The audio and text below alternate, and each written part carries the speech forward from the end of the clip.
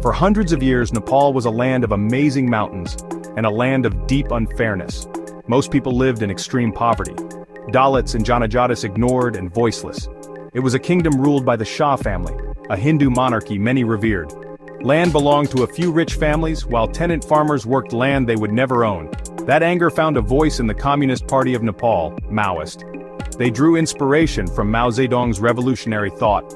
On February 13, 1996, they moved from words to action.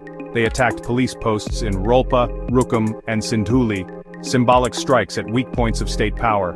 Kathmandu's fragile parliament underestimated the threat, treating it as a policing issue. That miscalculation let the rebellion expand. Recruits joined the Maoists hoping for change. In areas they controlled, rebels set up people's courts and parallel administrations, enforcing their own justice. The countryside began to harden into a battlefield. The conflict took a sudden and tragic turn on the night of June 1, 2001.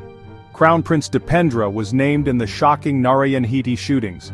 King Birendra and Queen Aishwarya were killed. The nation went into mourning. Their deaths left a sudden political vacuum. Birendra's brother Gyanendra became king, a figure many viewed with suspicion. He was impatient with party politics and favored a stronger, more authoritative monarchy. Under his rule, the Royal Nepal Army was deployed. The conflict escalated into full-scale civil war.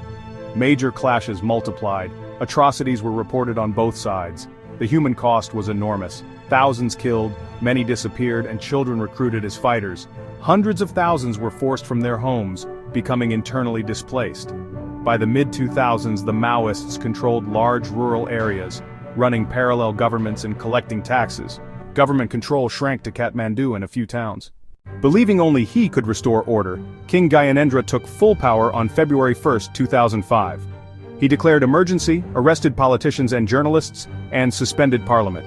Instead of strengthening his position, his actions united rival political parties. In November 2005, a 12-point agreement in New Delhi created an unlikely alliance with the Maoists. In April 2006, the People's Movement, Jana Andolan II, flooded the streets. Students, lawyers, professionals and unions marched together demanding parliament's return. Security forces hesitated. The king found himself isolated. On April 24, 2006, he appeared on television and agreed to restore parliament. The streets erupted in celebration.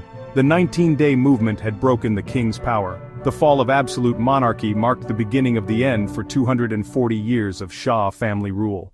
With the king sidelined, the path to peace opened. Parliament moved quickly.